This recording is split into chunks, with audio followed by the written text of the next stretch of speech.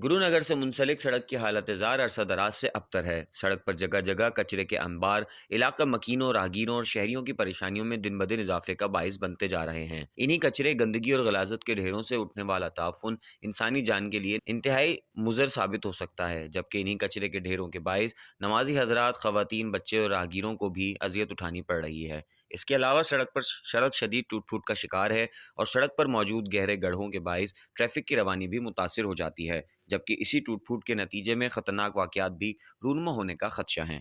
मगर ज़िला इंतज़ामिया हैदराबाद और बल्दिया आला हैदराबाद की अदम तवज्जही के बाइस इलाका मकीनों, राहगीरों और शहरियों की अजियतें बढ़ती ही जा रही हैं।